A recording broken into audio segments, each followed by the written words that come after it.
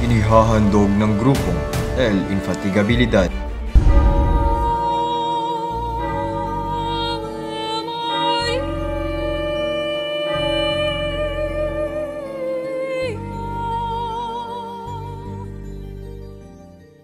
Mula sa orihinal na nobela na isinulat ng pambansang bayani si Dr. Jose Rizal. Intek! Aray ko, bruto! Ang aking noo! Busayan ang bibig! Patayin niyo na lang ako kung totoo kayong mga Kristiyano!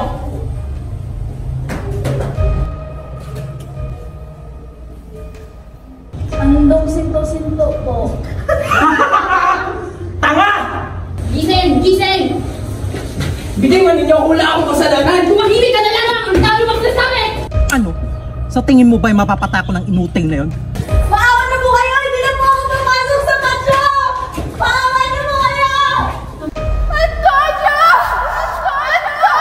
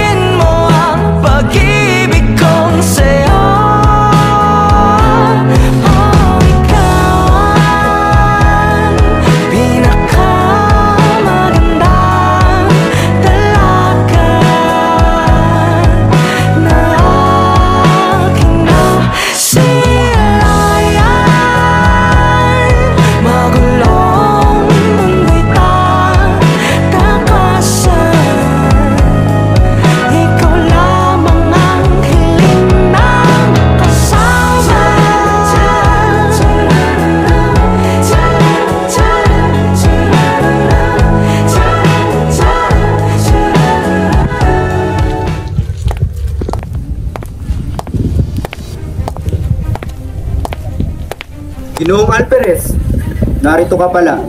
Kanina pa kita hinahanap. Padre Cura, buenos dias. Maupo ka. Aba, Padre Cura, sa hindi inaasahang pagkakataon ay narito ka sa aming tagpuan. Sasadyain ko sana kayo nakaraan pa dahil ang iyong mga kambing... Mahalaga yan. May sasabihin akong mahalaga sa'yo. Alam mo, hindi ko pwedeng hayaang sirain ang mga bakod ko. Sa oras na bumalik ang mga yan, ay papatayin ko ang mga yan. Mangyayari lang yun kung buhay ka pa bukas. Ano? Sa tingin mo ba'y mapapatako ng inuting na yun? Tandaan mo, kaya ko siyang patayin sa pamamagitan ng sipa. Sino ba ang tinutukoy mo? Sino pa kundi ang bobong nangahamon sa akin ng duwego? Hindi yan ang sadya ko sa'yo. Alam mo, huwag mong sasayangin ang oras ko. Baka katulad lang yan sa dalawang kaso ng batang nawawala. Seryoso ito. Pag-uusapan natin ngayon ang buhay at kaligtasan ng lahat. Si Elias ba ang tinutukoy mong asintado? Hindi siya ang tinutukoy ko. Kung ganun, ay sabihin na ninyo. Hintay! Aray ko, bruto! Ang aking noo! May napipintong pag-aalsa na gagawin ngayong gabi. Padre, saan mo naman napulot ang balitang ito? Mayroong babaeng tumungo kaninang umaga sa simbahan upang mangumpisan. Isiniwalat niya sa akin ang gagawing paglusob sa kumbento at kwartel ng simbahan sa ganap na 8 ng gabi. Sino ang dapat tunggulihin, Padre Cura? Kuminahon ka. Kailangan natin itong paghandaan. Padalan niyo ko ng 4 na gwardiya sibil at sabihan niyo ang mga bantay sa daungan. Kung ganon ay hihingi ako ng tulong sa ibang pangkat. Kailangang maging maingat kayo upang sila'y mahuli.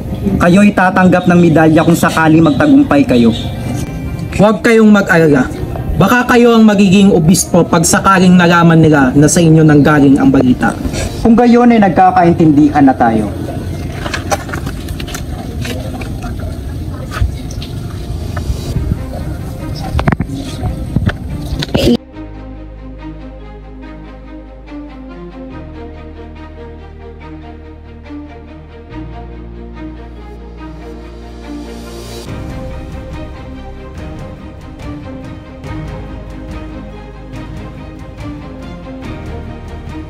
Nasaan ang iyong amo?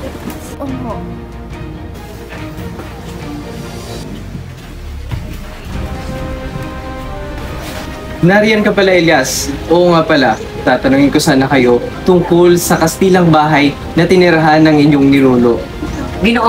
Ginoong Ibarra, ako po'y may mahalagang pakay sa inyo.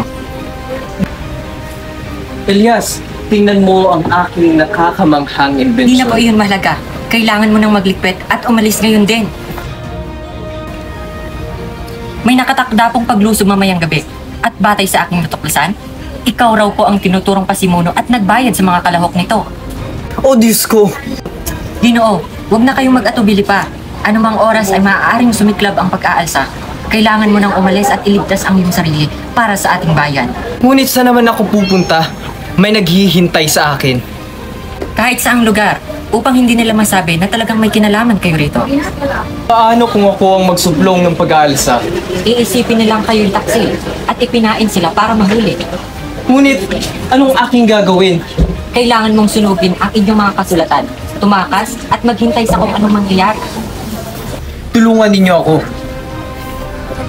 Diyan nakatago ang kasulatan ng aming pamilya. Ibukod na natin ang sulat ng aking ama.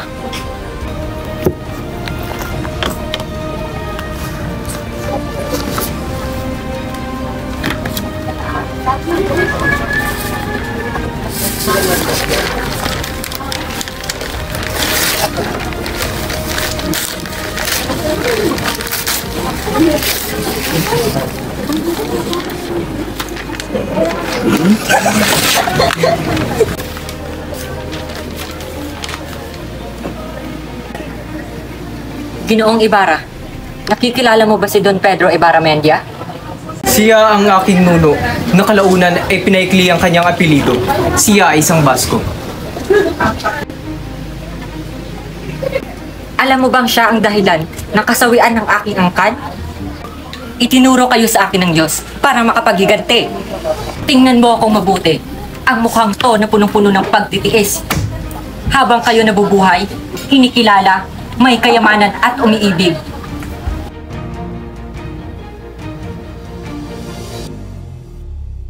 Clarita, Sinang, nakain na ang pagkain. Halina kayo at kakain na. Mamaya na lang ho, itay. Busog pa ho kami ni Sinang. Maria, sigurado bang mamaya na lang kayo kakain? Sayang at baka lumamig na ito mamaya. Huwag mo na akong alalahanin, Linares. Mauna na kayo ni Itay. Ikaw ang bahala na. Padre Cura, mangyari ay saluhan nyo kami. Parang kanina ka pa hindi mapakali. Salamat, Tiago. Ngunit susunod na lamang ako. May inaantay pa akong mahalaga.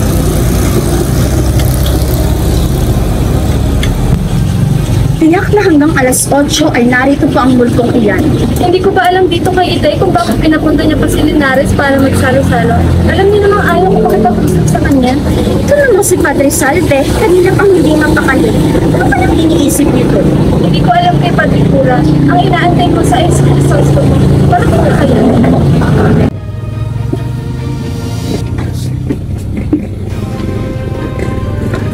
Naririnig mo ba, Maria? Nariyan na siya. Nakakatiyak ako na parating na siya.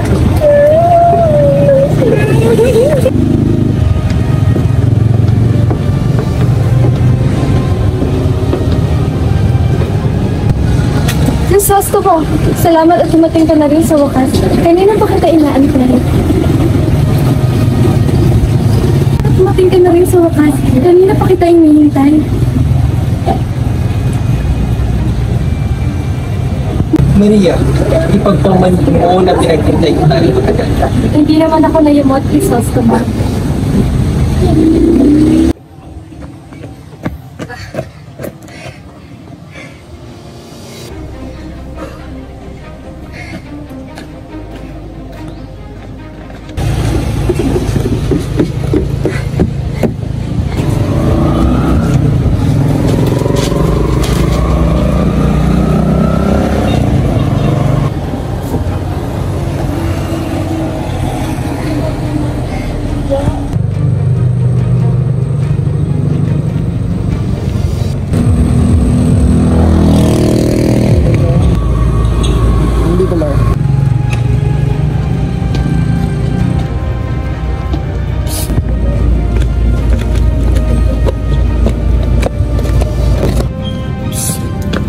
Sino yan? Sa ngalan ng mahal na hari, itaas lang yung kamay at ibaba ang armas. Kung hindi, ipabaril ka namin. Inaaresto po namin kayo sa ngalan ng mahal na hari. Sa anong dahilan? Nalaman niyo po pagdating natin sa kwartel. Kung nangangako kayo hindi kayo kagakal, ay hindi namin kayo gagapusin ayon sa utos ng aming alperes.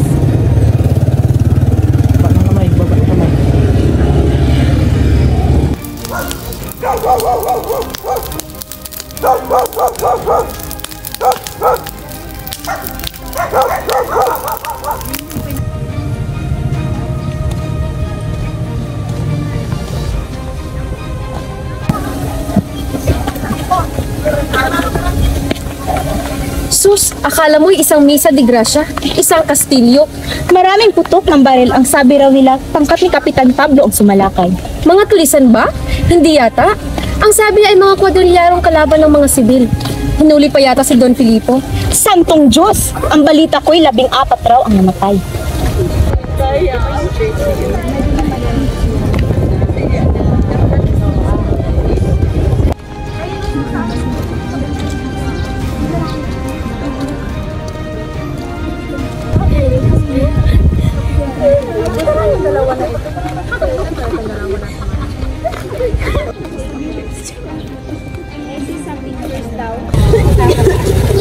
Oo, mag-okay tayo doon. Aba, nagkakamali kayong lahat. Ang mga Chino ang nag-alsa kagabi. Kaya pala wala kang makita, Lisa. Baka namatay lahat. May kutob akong may gagawin silang masama. Nakikinita ko rin niya kagabi. Sayang, namatay ang lahat bago magpasko. Sana nahintay lang Manila ang bago pa. Hintay lang Manila ang bago pa. Tinangkarapas ni Ibarra na itakas Malifara. Kaya naman ipinagtanggol ni Kapitan Tiago ang dalaga sa tulong ng Pagkasa. 30 raw ang patay at balita ko'y sugatan si Kapitan Tiago at dadalhin raw sa Maynila. Kagagaling ko pa lamang sa tribunal at doon ay nakita ko si Don Filipo at Don Crisostomo. Ang mga nangyari kagabi ay pinagtapat ni Bruno. Tulad ng alam ninyo, ipakakasal ni Kapitan Tiago ang anak sa binatang Kastila. Kagabi raw ay sinugod ang kwartel at ang kumbento. Mabuti na lamang at sa awa ng Diyos, ang Cora ay nasa bahay noon ng Kapitan Tiago. Marami raw ang nakatakas.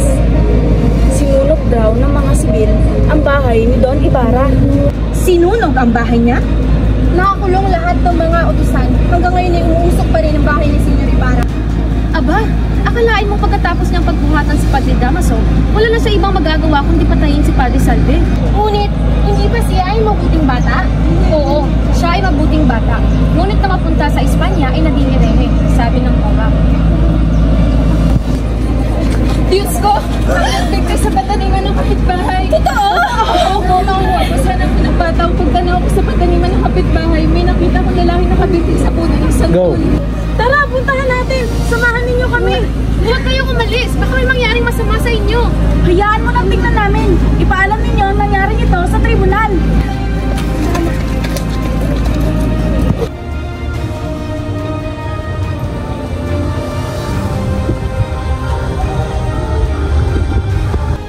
Padre Cura, mabuti at nandito na kayo. Ilalabas ang mga biganggo ngayong hapon. Kailangan nandito kayo. Si Ibarra at si Don Filipo, walo ang nariyan. Kagabi ay nakunan pa namin ng payag ang isang biganggo na nagngangalang puno bago ito namatay. Buenos dias, Doña Consolacion. Buenas otro, Padre Cura.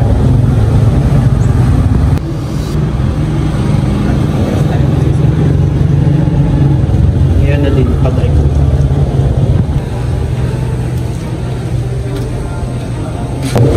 Sabihin mo sa mga Guardia Civil natin na ilabas ang dalawang bilanggo dyan sa kulungan. Susunod po.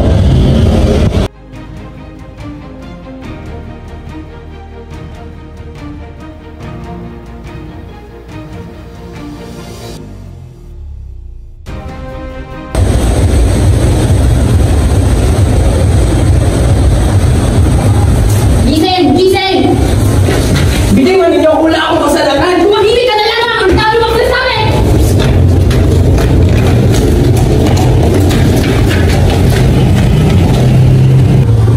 Ang isang ito ang matapang na nagkapan at nagtutos sa kanyang mga kasama na tumakas.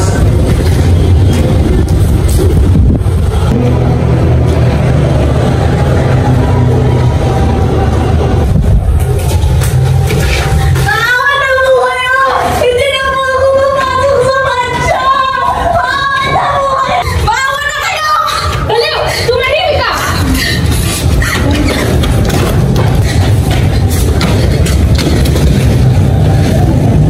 Ang isa namang ito ay nagtangkang tumakas, ngunit tinamaan sa piling.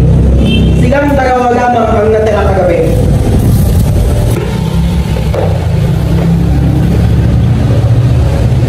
Anong pangalan mo?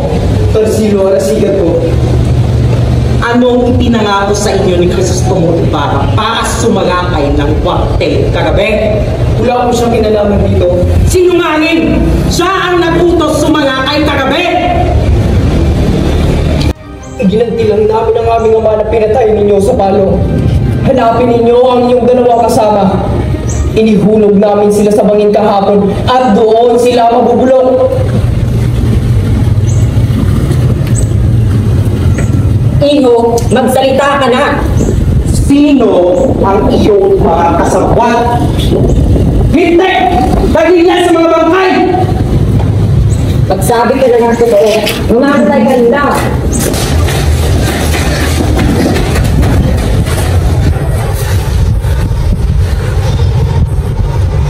Kilala mo ba sila? Pahirapan nyo hanggang mapaamin yan! Dalhin mo siya dito. May isa pang bilanggo rito.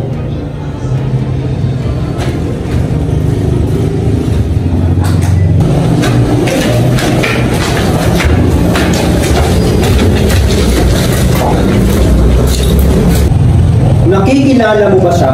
Ngayon wala ko siya nakita. Masyado ka nang nagmamatigas! Bugbugin nyo yan!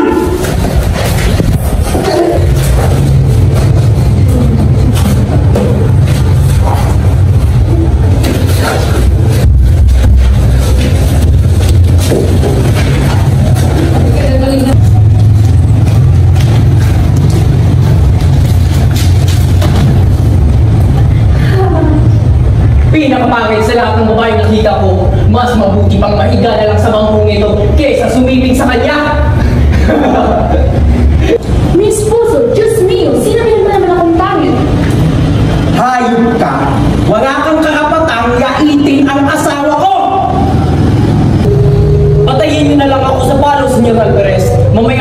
ay ihihiganti ako ng aking asawa paghiyakap sa inyo. Wala na tayong mapapaga sa kanya. Busayan ang bibig! Patayin nyo na lang ako kung totoo kayong mga Kristiyano.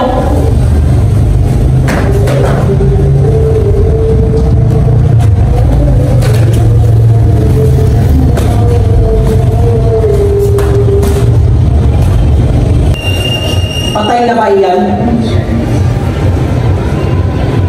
Siguradong patay na. Mabuti kung gano'n. Atin ang imbestigahan ang kasunod.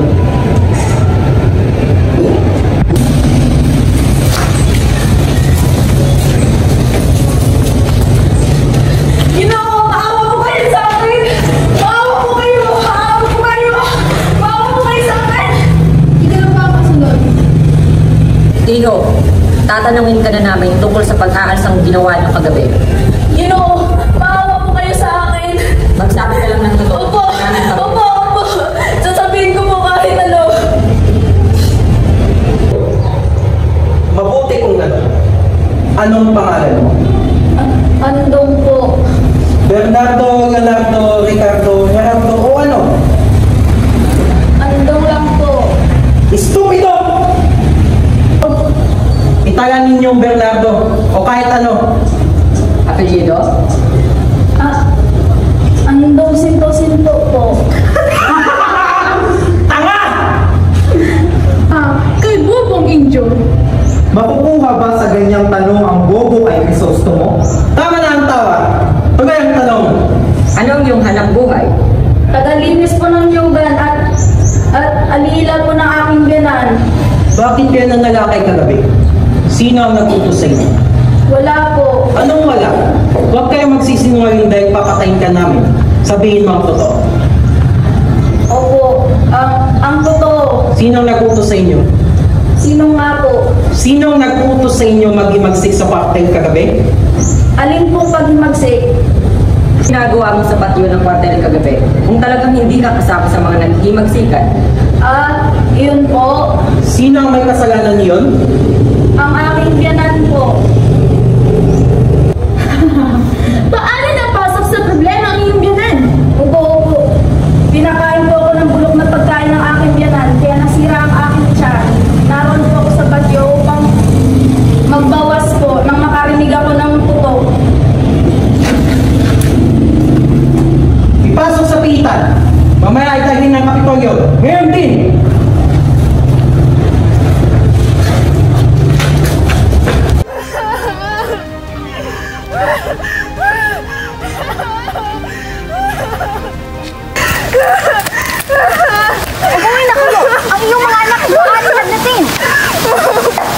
Ano pa ang kabuluhang mabuhay kung mawawalan ng amang magpapaaral sa kanila?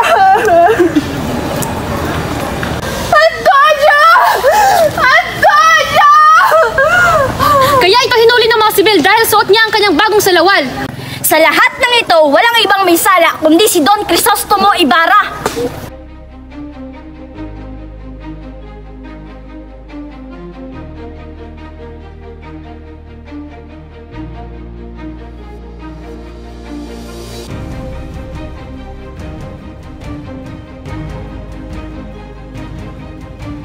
Kumusta, aking mahal? Ikaw ang may Yan! May sala! May sala! May sala! Huwag kayong ganyan. Higit siyang mahihirapan sa gagawin ninyo. Gapusin niyo ako. Gapusing mabuti, abot hanggang siko. Wala po utos sa amin. Sinabing gapusin ninyo ako.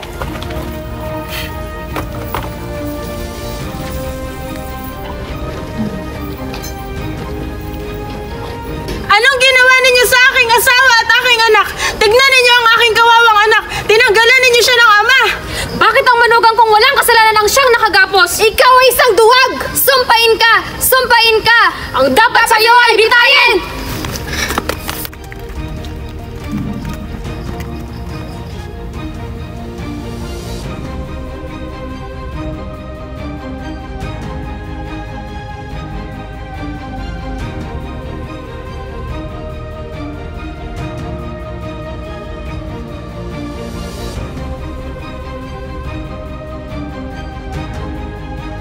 Napakapait ng naging kapalaran ni Senyor Ibarra. Kaawa-awang binata. Ang tanging ngangad niya ay tulungang makabangon ang kanyang bayan sa nakakahawang sakit ng dugo. Ngunit sa kasamaang palad, siya ngayon ay wala ng kakampi at napagbintangan pang kalaban ng bayan at simbahan. Nababatid ko na ang lahat ng ito ay pakana ng mga taong makapangyarihan na may matinding galit kay Senyor Ibarra at sa kanyang ama. Nasaan na ang katarungang pilit niyong pinagkakait sa kanya? Mga kababayan, tandaan niyo na ang liwanag ng ating kamalayan ay ibinaon ng dilim sa payak na gabi. Kapisa ng luha ang malungkot na katwid. Anong pag-asa ang maiiwan sa mga taong nagtaksil sa pangakong tinuran? Subalit, may iilan na hindi takot sa pagsukob ng dilim. Pagkus, ito'y buong puso nilang sasalubungin. Kahit pait naman na ang aking kapalaran, ang di masilayan ang pagmulat ng aking bayan. Naway, ang liwanag na binaon ay muling matutuklasan ng mga kabataan. Ang hangad ay isang dakilang kalayaan.